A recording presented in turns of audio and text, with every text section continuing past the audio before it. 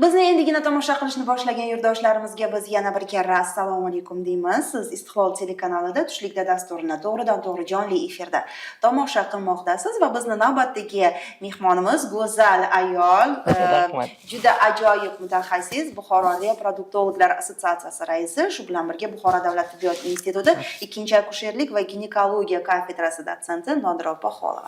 Nodira opa, sizni juda ham xursand bo'ldim ko'rib. Yangi yilni qanday qarshi oldingiz? Mana 2026-yil kirib kelganiga bir necha kunlar bo'ldi. Yangi yil qanday qarshi olindi? Yangi yil bilan hamma yurtdoshlarimizni tabriklayman. Yangi yil juda ham yaxshi qarshi olindi. Oilaviy, albatta oilaviy, farzandlar davrasida, ota-onalarimiz davrasida, jon-jigarlar davrasida va bizga yangi qo'shilgan xudolar davrasida shu yil singlimni qizini chiqargan edik, yangi oila biz uchun ularni davrasida juda ham yaxshi o'tkazdik. Qolaversa, kollektivimiz davrasida kafedra akusherlik va ginekologiya kafedrasi professor o'qituvchilari bilan bayramni qabul qildik, kutib oldik. Kollektivimiz ona va bola klinikasi, assotsiatsiya reproduktologlar assotsiatsiyasi kollektivida kutib oldik. Juda ham yaxshi bo'ldi. Sal jiddiy savollarga o'tishdan oldin sizga 2025-yil siz uchun qanday yil bo'ldi degan savolni bersam maylimi? Mayli.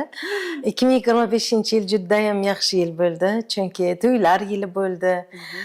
Oilaviy hayotimizda qolaversa, akademik mobilность bor institutda, tibbiyot institutida, demak, malaka oshirish bor. Mana shu malaka oshirishda Kaliningradda, Rossiyada bo'ldik.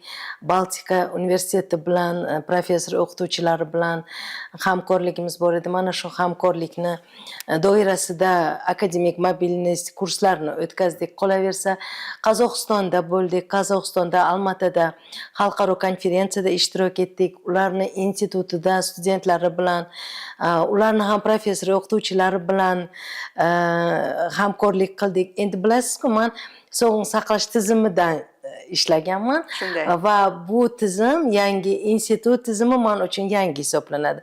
Va bu tizim ham menga juda ham yoqdi, chunki studentlar davrasida bo'lish, talabalar davrasida bo'lish, talabalikka qaytish. Qolaversa, o'zimizni ustozlarimiz bilan institut borganimizda ko'rishamiz. Ustozlarimizni ko'rish va ularni ham qatorida turish bu bir baxt hisoblanadi. Yana qanaqa, endi Xudo xohlasa, endi 2026-yilda kelin qilish ana shunday uzoq rejalarini tuzyapmiz. Allohga shukr, Alloh nasib qilsa amalga oshirish nasib va markazimizda va albatta mana o'sha dotsentlik yo'q, unaqa nima deydi uni, himoyasi mana 2024-yilda bo'lgan edi. Adashmasam, tayyorgarlik qilyapsiz. Hozir professorlikka, to'g'rimi? Ilmiy ishingiz ham to'xtab qolgan yo'q-da. Yo'q, ilmiy ishni, demak, kandidatlikni yakunladik. Allohga shukr. Nomzodlikni oldik. Endi doktorlik bo'yicha harakat qilyapmiz. Albatta, va ishimizni davom ettiramiz. 2026-yil bu uchun Xudo xohlasa, sizga juda ko'p motivatsiyalar beradi. Nasib 26-yilda mana shu ishimizni Alloh yetkazsa yakunlaymiz, lekin bu oson emas. Albatta. Ilmiy ish albatta oson emas, juda ko'p izlanishni, juda ko'p o'rganishni talab qiladi. Lekin bu soha siz uchun begona emas, chunki siz o'sha institutni tugatib kelganingizdan beri adashmasam o'sha ayollar salomatligi bevosita reproduktiv salomatlik bilan shug'ullanib kelasiz va o'sha assotsiatsiyani ham bejizga Buxoro Reproduktologlar assotsiatsiyasi deb ochmadingiz, to'g'rimi? Endi assotsiatsiyaning 2026-yildagi faoliyati nimadan iborat bo'ladi? Nimalarni reja qilyapsiz?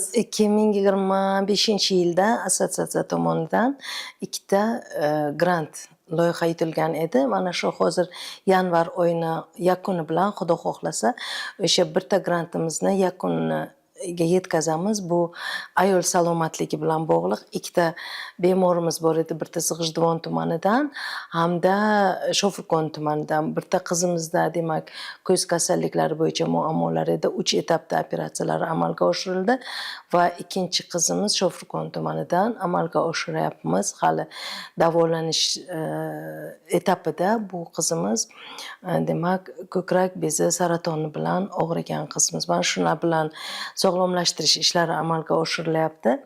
2026-yilda assotsiatsiya yuqori marralarni, ya'ni xalqaro grantlar yutishni oldiga maqsad qilib qo'ygan. Albatta, mahalliy grantlar, Oliy Majlis grantlari bilan birgalikda biz oldingi 2024-yilda xalqaro grantni ishlaganmiz, xalqaro grantni yutganmiz va juda ham chiroyli yakunlaganmiz.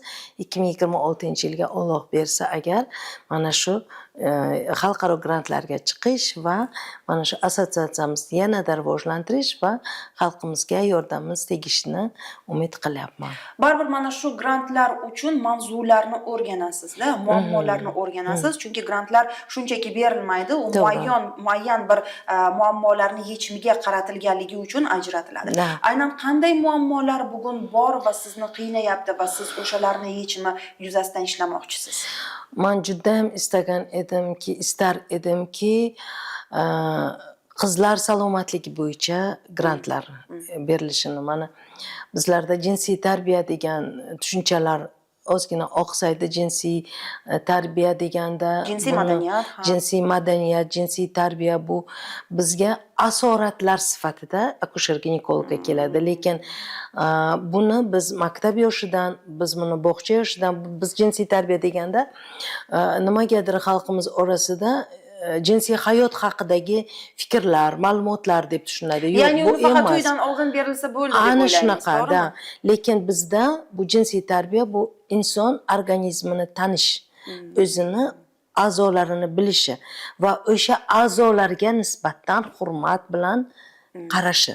Bu degani ularning gigiyenasi, ularning parvarishi, ularni o'sha qizlarimizda nimadir bezovtalik bo'lgan paytda ginekologga olib borish, bolalar ginekologiga olib borish, bolalar 18 yoshdan keyin kattalar ginekologiga olib borish.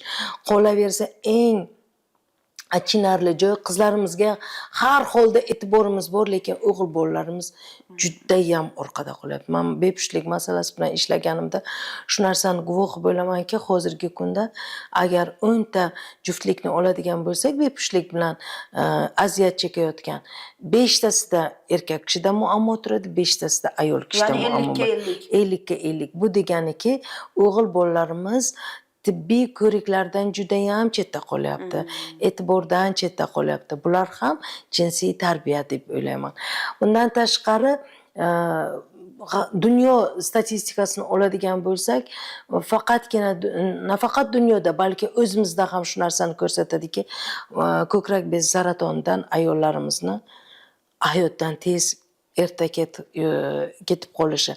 Bachadon bu ham o'sha qizlik davridagi albatta, mana hozir aniqa biz bilamizki, qizlarimizda 9 yoshdan boshlab bachadon bo'yni rakini oldini olish uchun emlashlar olib boriladi. Bu o'sha bachadon bo'yni rakini oldini olish.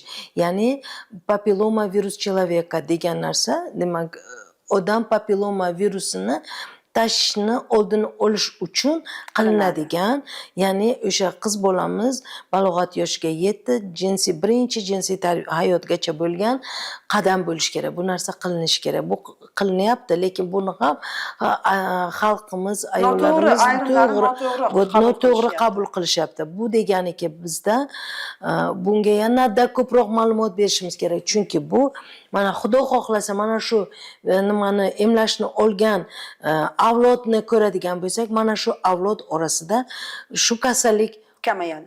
Keskin kamayadi. Keskin kamayish kutilyapti. Bundan tashqari ayollar salomatligi uchun davlatimizda bundan ko'p narsalar qilinyapti, ko'p ishlar amalga oshirilyapti. Masalan, skrining, erta aniqlash ko'krak bezi saratonini, bachadon bo'yni saratonini erta aniqlash. Har birta tumanda kolposkopiya bor. Qolaversa, analizlar qilinib, muammolar bo'lgan paytda viloyatga yuboriladi. Ular qayta tekshiruvlardan o'tkaziladi. Bular hammasi ayollar uchun ajratilgan, yaratilgan sharoitlar. Lekin shu sharoitlardan ham afsuski ayollarimiz vaqtida foydalanmayapti. Albatta, asoratlar asoratlardan keyin biz buni Qandaydir noxushliklar sezilgandan keyin. albatta biz nimaga mana onkologiya kasalxonasiga boradigan bo'lsak, u yerda poliklinikasiga qancha navbatni ko'ramiz.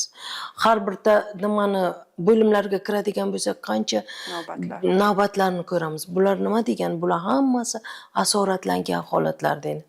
Holbuki mana shu inson jinsiy tarbiyani bilsa, o'zini organizmini yaxshi bilsa, o'sha tibbiy ko'rikdan vaqtida o'tsa, tibbiy ko'rikni natijasi bilan qiziqsa, bularni hammasini o'z o'rnida nima qilishimiz mumkin? Bartaraf qilishimiz mumkin.